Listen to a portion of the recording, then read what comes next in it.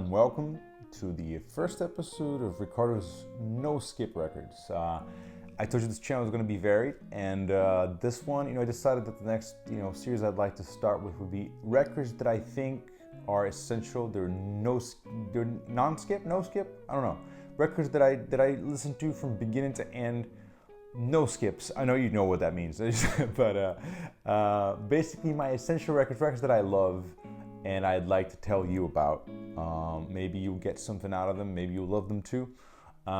This one we're starting big. We're starting in style with one of my most important, records, one of my favorite records in modern jazz. This one by the way, it's not always going to be jazz, but we're starting with one that I think is quintessential. This one is by the Brian Blade Fellowship. I later became the Brian Blade and the Fellowship Band. They're the same band. Brian Blade Fellowship, led by drummer Brian Blade. This one is Perceptual. I absolutely love this record. Came out in 2000. At that time, the band was Brian Blade, Jon Cowherd, also like one of the main voices, composers, producers, along with Brian on that, and partners in crime.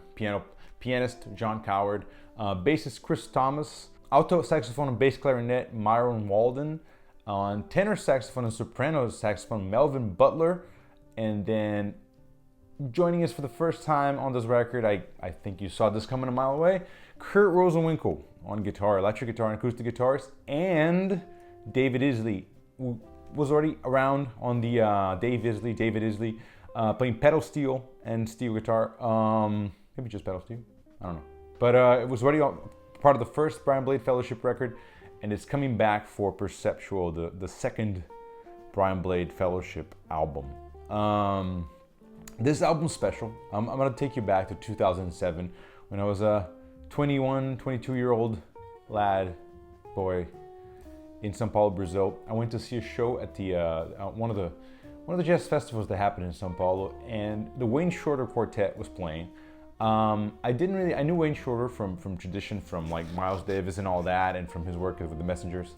And I, huge name, and I, was sort of familiar with, the other musicians vaguely, not really that much. At that point, he was playing with Danilo Perez, John Patitucci, and Brian Blade. I didn't really know that much about those people at that time, but I knew it was a big name. But Wayne Shorter, I gotta check it out, right? So I went to the show, and I remember just being blown away by Brian. Like, he was incredible. The whole show is, of course, Wayne is a jazz master and all that, but with Brian, I just remember, I have this vivid image of him playing. The drums were actually angled towards the group, which was, jazz, kind of like, no, but back then I thought it was interesting. And he would just be playing, and at times he'd be so vigorous with the drumming that the drums would actually move forward. I think there was a rug or something, but he would push the drums forward as he would kick the bass drum. And at times he had to grab it and pull it back towards him, which I have this image of this just skinny guy and hitting those drums so hard. And not all the time, but that gave me an idea of a thing of Brian's that became a favorite characteristic of him. But we'll go back to that. That was my first introduction to Brian Blade and his drumming and musicianship. I don't remember exactly how I've heard about the Fellowship Band. This was definitely the first album of theirs that I became aware of before the self-titled debut. I heard Perceptual before I did that one, and I want to guess it was probably around the time that I was at Berkeley, 2008, thereabouts, ballpark. What probably happened is that I was super fixated on Kurt, and I just started looking for stuff that he played on. Maybe. I'm not entirely sure. I really don't remember. And I ended up getting this record. And it's just, this album is magical for me. There's something about it, this sort of one of these things about, it represents everything I love about contemporary jazz. It has this really interesting spiritual vibe to it. This sort of atmosphere. It's got something of the desert, something of the swamp, something of the, I'm talking from my heart here, I don't know, who knows if that's what they were thinking about, something of the south of the US, which would track with Cowherd and Brian, but it's just got this magic about it. It's like this sort of spiritual mystery to it, you know what I mean? Just in the first track, Perceptual, when they start, the sounds, they're almost synthy. The whole record has got this sort of like grimy sort of sound to it. It's not that it sounds amazing, but I can't explain it to you. Like, you have to check it out. On the first track, also, like, Cowherd's playing Rhodes or Wurlitzer, and then you got, you know, Kurt, and I have to say, probably one of the things that sort of like, of course I'm gonna gush all over Kurt through the whole review here. I think his playing in this album is like MVP for sure. Like, he's incredible throughout the whole album. But everybody's probably equally as good. But I have to say, the magic element, you'd be surprised to hear, is probably Dave Easley. With the pedal steel just adds something that I'd never heard in that contest before. I didn't really even know that you could really play pedal steel like that. The way he fits into the context and the way the pedal steel is like, the timbre of the pedal steel, some verb on it, sometimes a little drive. I mean, of course you can do it.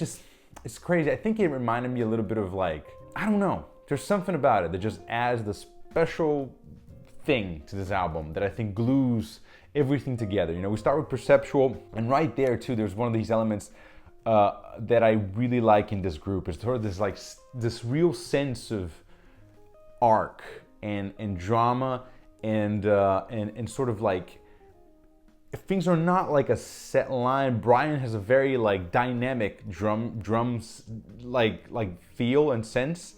Like, you come in quiet, build it up. His chops, like, you save him for certain times. There's no, you know, you'd be surprised, like, you think it's a drum record. There's no flashy drum moment in the album, like a little, give him like a, what's the word? A little vamp or something to just, you know, rip.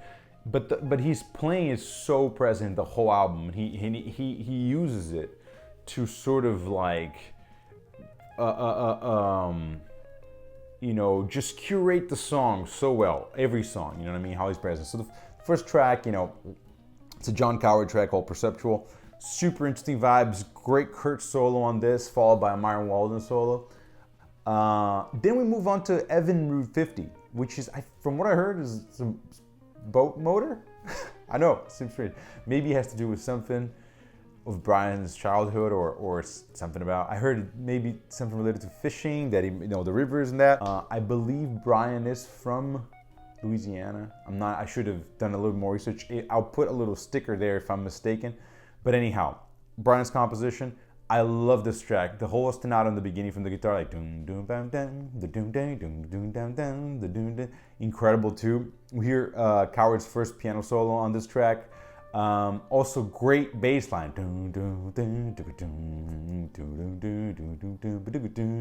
Super awesome track. I know I have to do it with my mouth.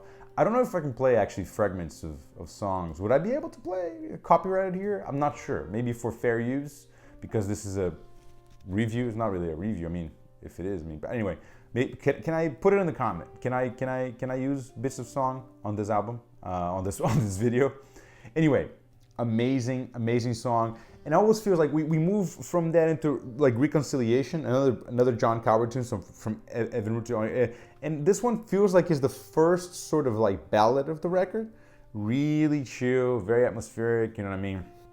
Great solos by Jon Cowherd, Melvin, Butler. And I always feel the sense that from one track to the other, there's always this sort of segue. It's not a literal segue, but they always feel like they go into each other very naturally. Maybe this is what contributes for this being a non-skip record. It's just sort of like, as an album, it just makes so much sense how it's put together and how one track goes into the other.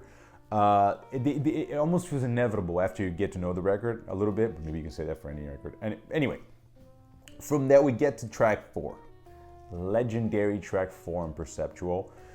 Crooked Creek. It's hard for me to pronounce. It's Jon Cowherd tune. I think it became, I don't know, I think this is truly one of modern jazz, contemporary jazz's standards, anthems, I don't know, like one of the great songs of modern jazz. It's a beautiful, gorgeous tune, in 5/4. Kurt sets it up, everybody creeps in, gorgeous melody to it. You know, Kurt jumps in with a perfect solo. There's no other way to put it. It's perfect. It's perfect solo.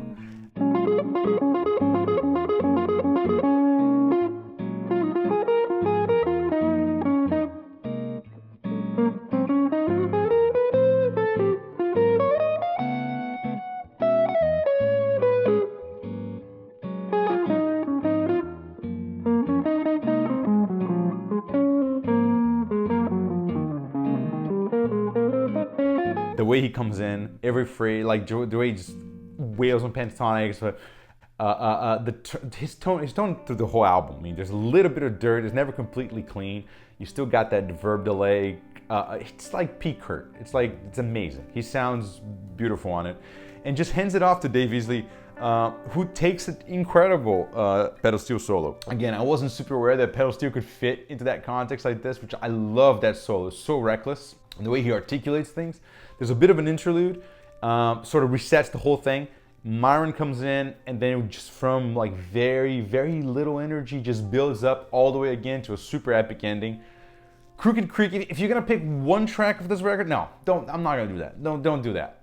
Honestly, I love this song. It's one of the great songs. I think Crooked Creek, I can't overstate just how amazing this song sounds. From then on, it's almost like the album transitions to like a different place. It's like the beginning was very kind of like concrete, and even though it still has that eeriness, that weird spirituality that I told you about, that sort of magic, it sort of transitions to a more quiet, kind of sort of eerie thing. You know, we start with patron saint of girls. Sorry, I have to think to say that one. Patron saint of girls, very calm track, like sort of like calm, so just, you know, there's no solos on it. It's more like written material, everybody like sort of ad-libbing a little bit to it, calming, like very, very sort of like, I want to say palate cleanser almost, you know what I mean, track. No features, to be sure, shorter track too, clocking around 3 minutes, I think. And then we go to a very, I think, and also a very nice surprise. It's an improvisation. It's called the Sunday Boys improvisation with Jon Cowherd on pump organ and Myron Walden playing bass clarinet. I love bass clarinet. Just the sound of that thing is just so. I think if you could find an instrument that would be like emotional support instrument, calming instrument, it would be the bass clarinet. It sounds beautiful, and that combined with the pump organ and just Myron and John, I believe, because they credit it as an improvisation. I think maybe they're just improvising that thing. Maybe they had some sort of outline.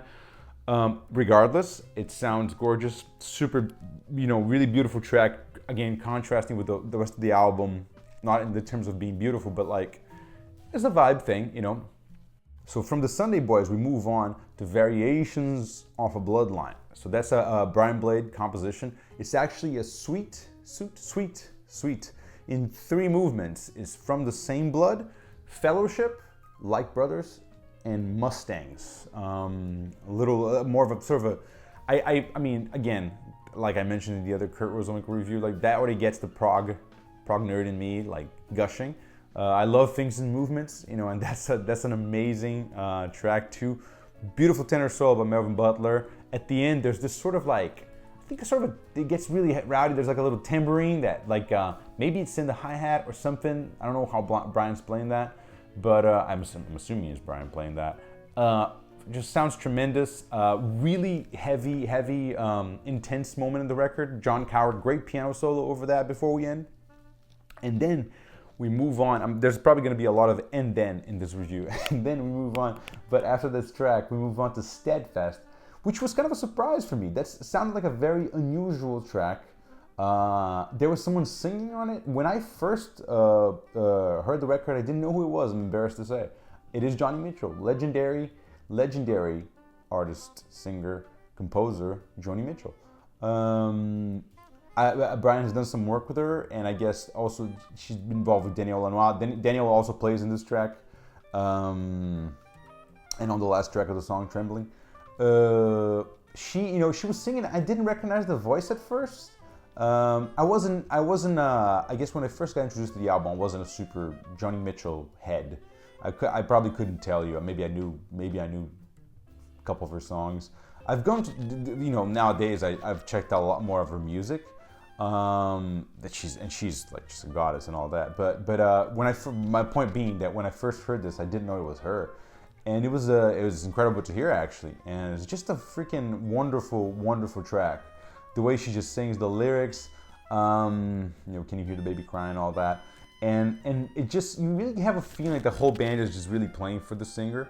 They're just really trying to kind of like build everything around her and follow the voice, especially Brian. Like, you can hear him, like, one thing I'll say about Brian Blade, the whole way through this album, he's always serving the music, and this might be obvious, but at the same time, it isn't. Like, it's super refreshing to hear a drummer that's able to do so much like him. Also, just super, serving every song of the album. Chris Thomas too with him, like, just an amazing duo. I know Chris is not in the band anymore nowadays, but I hope one day they get they rejoin forces, because I just love that. I love that rhythm section, and I think we'll go back to that in a minute. But anyway, super great. Joni's participation, it just brings this sort of the sort of spiritual thing to it that's just so special. At the end, they go into almost like a swinging thing, with a Melvin Butler solo over it. There's this whole at the very end, there's like a bunch of guitars just overdubbed,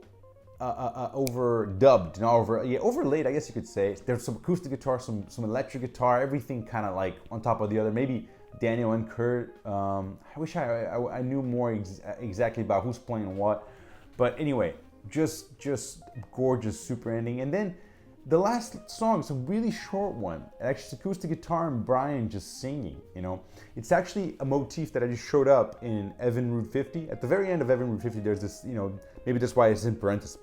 Most likely it's why. Sort of trembling section. That little melodic motif that happens at the end of Evan Route comes back on trembling, this time with words that also echoed Steadfast's words. And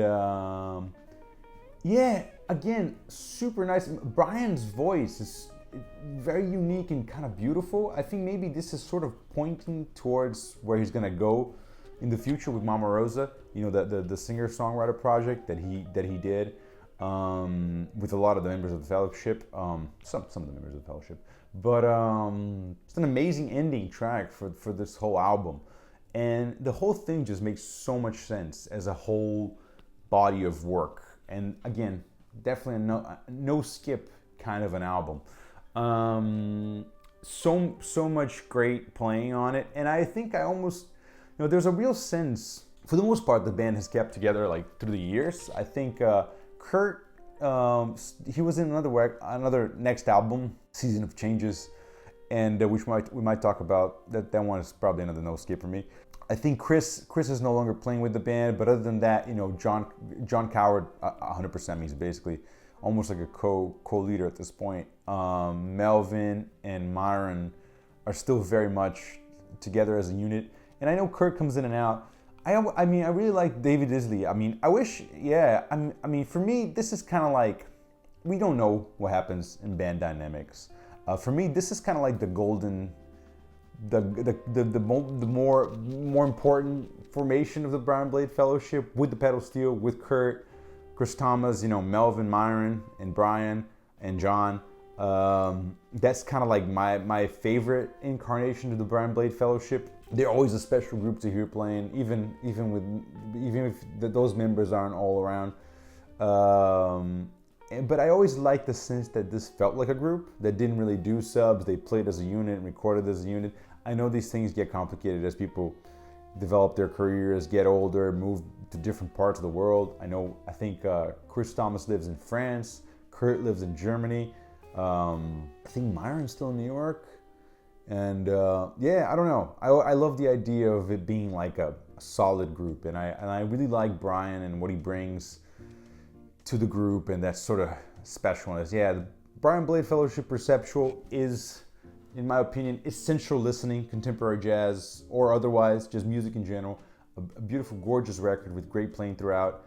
The way it's recorded, for me, if I'm gonna start like abstracting about it, it has just something of the desert, something of the swamp, like the West, something dark about it, but something good. It's like a magical sort of record, definitely a no skip classic Ricardo choice here, and should be in everybody's collection. This is the first of these episodes. I have a few more records in mind that I want to give you my opinions on. Start with the ones that I really love. It might not be all jazz. In fact, it won't be. I already have a few coming up that will not be jazz at all. that I think are very artistically relevant and bring a lot to the table. And then we'll have some jazz records as well. But anyway, for today, this is what we have. Brian Blade Fellowship, Perceptual. Get that record, buy that record. Why not? Even if you stream it, buy it anyway. Buy it and then stream it from your phone, however you like, because at least you'll be supporting them. And if they're in town, go see them. That's it. Yeah, that's all I have to say about that album. Oh yeah, if you like this video, like it. If you dislike it, dislike it. Leave your comment why you liked it, why you disliked it. I'll see you on the next one. Thank you very much for watching.